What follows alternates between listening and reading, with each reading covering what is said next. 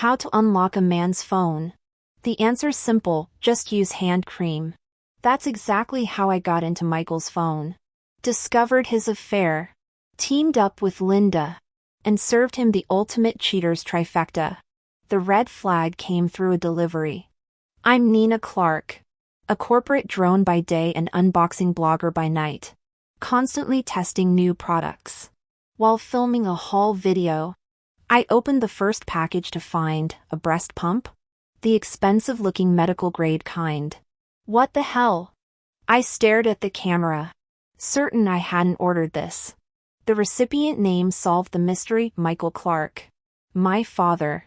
I didn't think much of it until Michael walked in from work. His face tightened when he saw me holding the pump. He practically tackled me to snatch it back. Startling our cat. Just a gift for my coworker's grandson. He stammered, shoving it back in the box. Didn't want you getting it dirty. I stroked the cat, continuing my video like nothing happened. But internal alarms blared. A 53-year-old insurance executive doesn't panic over baby gifts. Since when do people give breast pumps as baby shower presents? Now Linda's cooking dinner while Michael scrolls through his phone, the modern skeleton key to anyone's secrets. But his device might as well be Fort Knox. Grabbing a newly unboxed hand cream, I approached casually. Dad, try this moisturizer. I squeezed a glob onto his palms as he reflexively locked his phone. He rubbed his hands theatrically. Very hydrating. But you used half the tube. My soda accidentally sprayed across his face mid-unlock attempt. Oops. Better rinse that off. As the shower roared, I lifted his phone from the couch. The greasy unlock pattern glowed under light. One swipe and I was in. Checking his Amazon revealed nothing. But the WeChat payments told the real story. $520. $1,314. $521, those suspiciously romantic amounts glaring from the transaction history. For years. He'd been sending these to Emily while Linda, serene in his contacts, got measly $200 transfers max. Age is just a number when it comes to scumbags. I clicked on their chat as the water stopped. Heart pounding. I slid the phone back seconds before Michael emerged. None the wiser. I looked up at my mom Linda bustling in the kitchen. Does she know about this? If not, confronting her outright would cause immense hurt. If she does know, how would she face this truth after I expose it? At dinner, I pushed my food around the plate, staring at my dad Michael's sagging jowls. I burned with shame, oblivious to my gaze. He quickly finished his meal, grabbed his jacket and announced, I'm going for my walk, his post-dinner ritual maintained for years. I watched him pick up the breast pump, slip on shoes, and exit. The click of the door latch sparked connections in my mind, puzzle pieces snapping into a horrifying picture. Need to check something at work, I blurted, shoving my mom's concerned questions behind the slammed door. The winter air bit my face as I trailed Michael through our neighborhood.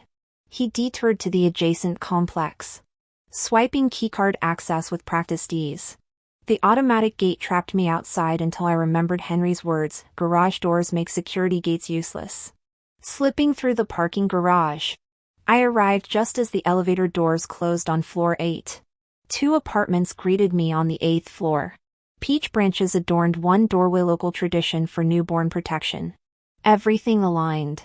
Knocking would reveal the truth, yet I froze. Sitting in the dark stairwell, I finally understood those news stories about wives tolerating infidelity. When confronted with crumbling foundations of happiness, human instinct favors denial.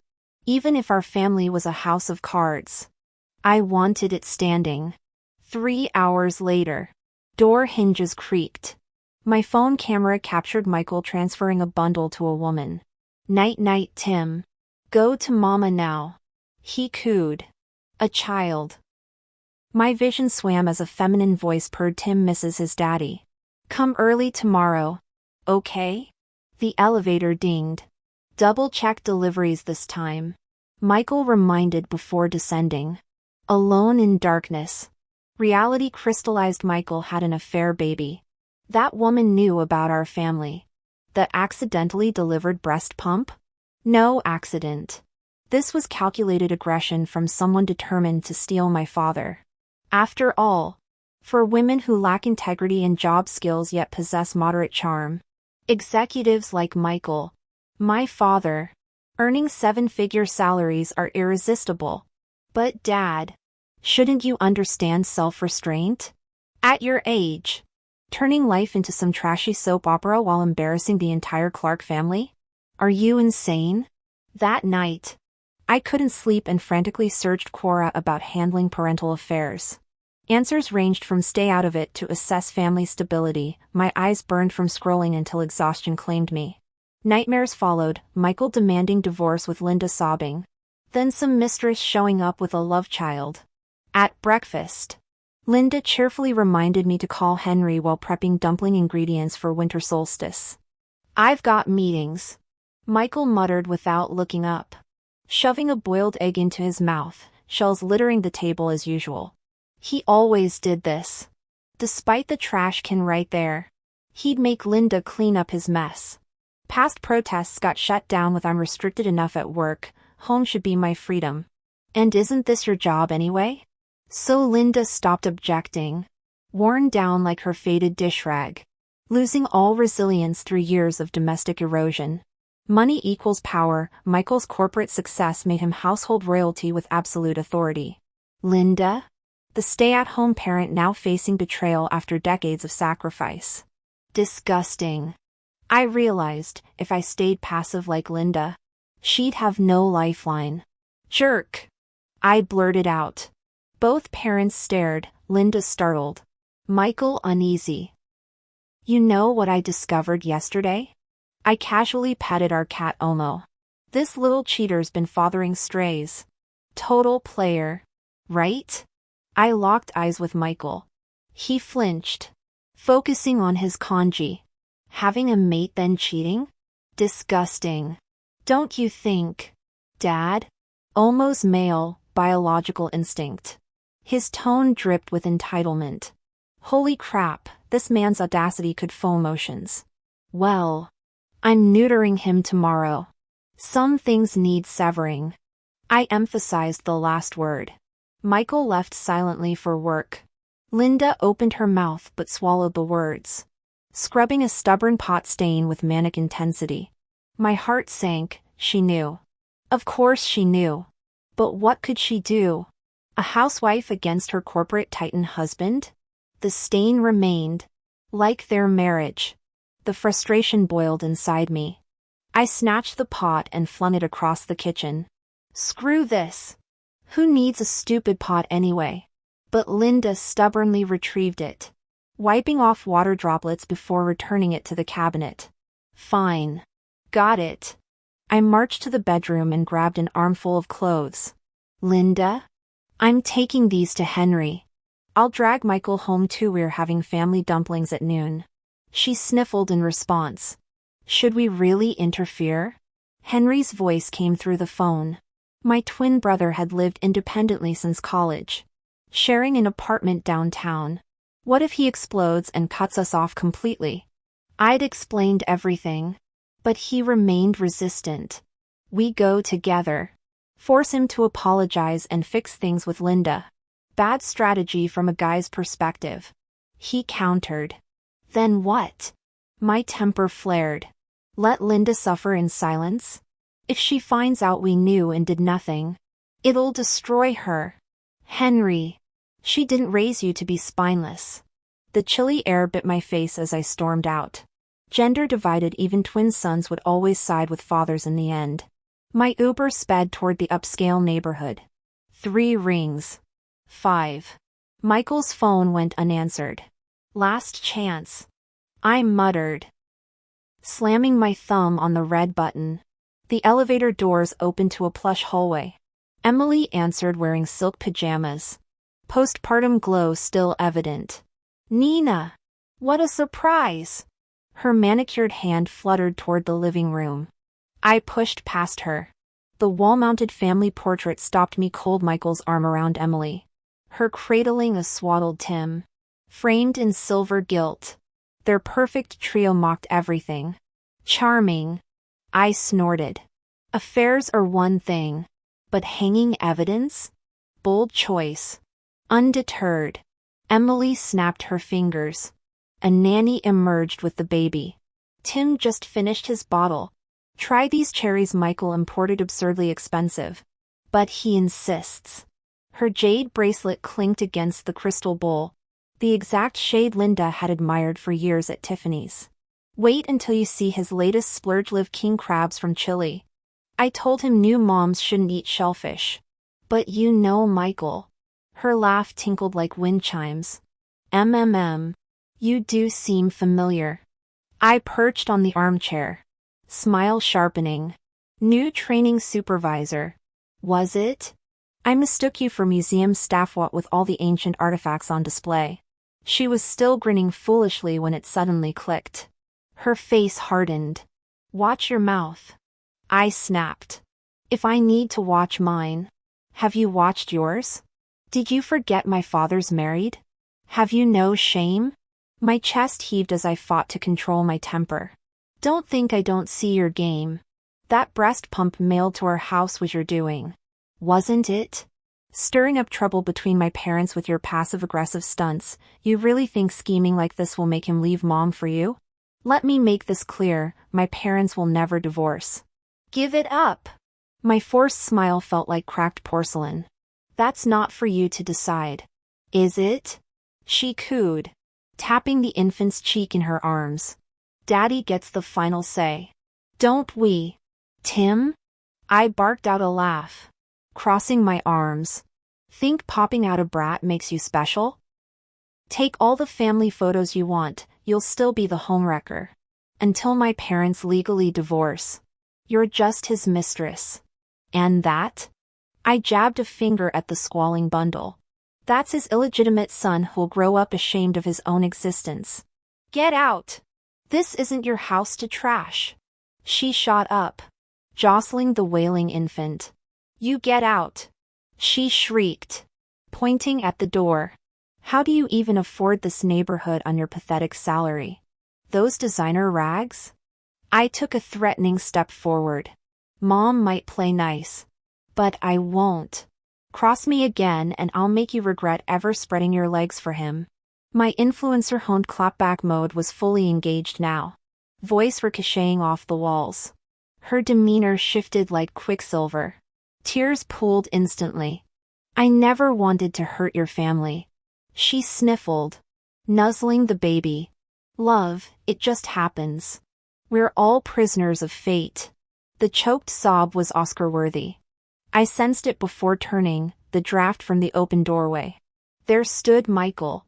My father. Frozen with a foam cooler at his feet. Emily ducked her head. But not before I caught her triumphant smirk. My spine straightened. Let him see. I met his gaze coldly as he hurried in. What's going on here? Excellent question. My chin lifted. Care to explain? Dad?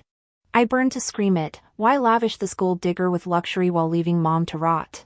The cooler emitted nails-on chalkboard squeaks. Its contents scratching frantically. His face cycled through emotions before settling on anger. Nina. Go home. We'll discuss this later. Why wait? I planted my feet. Let's settle it now with the whole family present. Enough. The roar that used to make us cower now fueled my resolve. We're not causing a scene. So you do feel ashamed? I laughed bitterly. If you'd just admit. The slap cracked like ice. I cradled my stinging cheek, staring at the stranger before me. All childhood hopes of reconciliation drained away, leaving glacial clarity. He wasn't worth tears. The shattering glass made us all jump. Through the sparkling debris storm stood Henry. My baby brother. Murder in his eyes. The Ming vase lay in shards where he'd smashed it. Touch her again and I'll break more than porcelain. Henry shoved between us, trembling with rage. You messed up. Dad. Just own it. Stay out of adult business. Michael growled. Make me. Henry squared his shoulders. Hurt Mom or Nina again? An aisle. The cooler's scratching became frantic squeals. We all turned. The lid burst open, releasing a panicked suckling pig that careened into the hallway, trailing ribbons from its crude birthday decoration. For one absurd moment, we stood united in shock, a fractured family portrait. Emily clutching her bastard, Tim bolting down the corridor, and the actual bastard who'd started it all. The woman wasn't giving up. Michael! How could you let them smash things? Don't you see Tim's crying? She glared at Michael. Henry shot her a look, walked over, and hurled the tray of cherries at the family portrait. Crash! Glass shards rained down again. The woman shielded the baby while Michael stared daggers at Henry. Henry gave Michael a challenging look before grabbing my arm to leave. Wait! The woman screeched, brandishing her phone. This is assault! I'm calling the police. Henry froze mid-step. Do it. Call them right now. Or you're a coward. After 10 seconds, Michael wrestled the phone from her grip, crunching through broken glass. I flashed Henry a thumbs up. He remained stone-faced. I nudged him teasingly. What if Dad disowns us? Tee-hee. No response. What's wrong? He blurted out. He's been cheating since your senior year. That summer you and Mom went to Yellowstone, he brought women home. A beat. Different ones. My stomach dropped. Every forced smile Mom wore through years of silent dinners suddenly made horrific sense. Fucking bastard. Home smelled of steaming dumplings. Linda set plates with her usual smile. The sight clawed at my throat. How many tears had she swallowed behind that expression? Mid-meal, Michael stormed in. You humiliated me. And you, he jabbed finger at Linda, teaching our kids to act like hooligans. They're adults. Linda's composure cracked.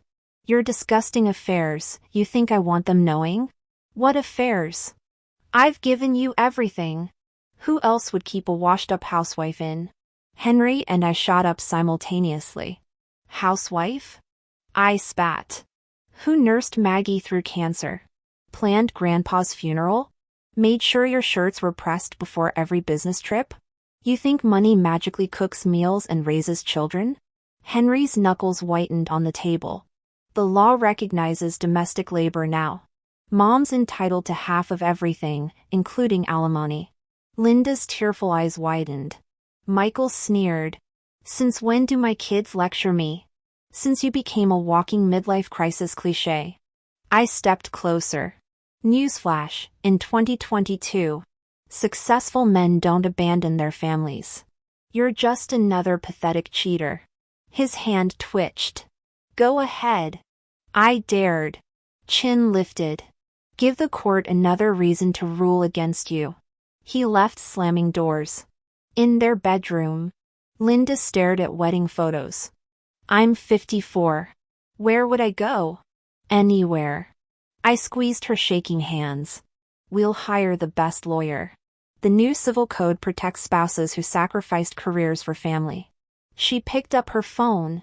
Decades of resignation hardening into resolve. Tell the lawyer I want full disclosure of all his assets. Every hidden account. Every property. Her reflection in the dark screen showed the girl she'd been before Michael, chin high. Eyes blazing. Take your time. I reassured Linda. At this stage of divorce, practical interests far outweighed emotional turmoil. Having witnessed Michael's selfishness and indifference, I needed thorough preparation before initiating proceedings. First, I had to ensure Linda received her rightful share without financial manipulation. Second, that scumbag who abandoned his family deserved consequences even if he was my father. Michael had disappeared for 2 weeks. His whereabouts painfully obvious. During lunch break, I consulted an attorney who advised that in financially controlled marriages like ours, Linda could file for asset preservation to prevent hidden transfers. This required documented evidence of financial misconduct and comprehensive asset records, property deeds, bank accounts, stock portfolios. I'll consider it. I hesitated. When Sophia's message lit up my phone. Cousin.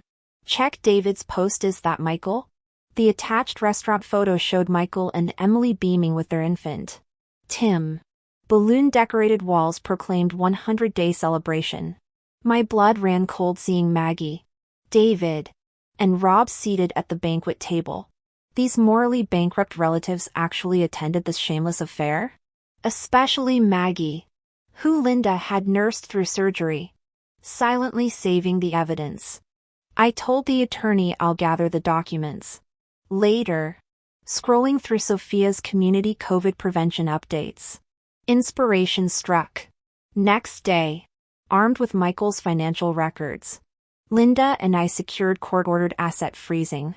Our lawsuit cited bigamy, supported by that damning banquet photo and a pandemic registration form. During recent contact tracing, Sophia's team had surveyed Emily's apartment complex. The family relationship column in 801's paperwork clearly stated married, combined with the public celebration and illegitimate child. This evidence cemented their bigamy charges. In court, Michael's arrogant facade crumbled as we presented exhibits. Linda, please, he begged, reaching out. She stepped back coldly. The judge ruled immediately, considering Linda's decades of sacrifice and Michael's egregious bigamy. She received both properties and 65% of assets. Emily never imagined her smug baby shower would become Exhibit A for her imprisonment. As for discovering our family's hidden wealth, let's just say finding out your dad's a millionaire cheating scumbag feels like getting kicked in the teeth by life itself. The house where the mistress Emily had been living in, 35% of the remaining assets were awarded to Michael. The divorce was swift and decisive. But the drama didn't end there. The next day, Maggie showed up with David and Rob in tow, berating Linda for being heartless and demanding she drop the bigamy charges against Michael.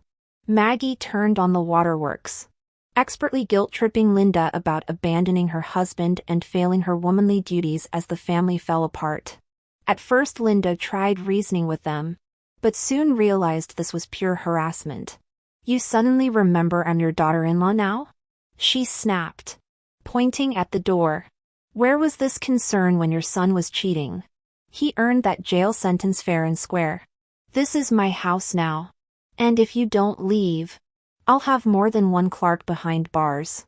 David and Rob muttered empty threats before slinking away, left without backup. Maggie cursed dramatically before making her exit. The confrontation finally broke Linda's composure, tears streaming down her face. I hugged her tight. Don't listen to Maggie's nonsense. You gave Michael every chance. This is his mess to own.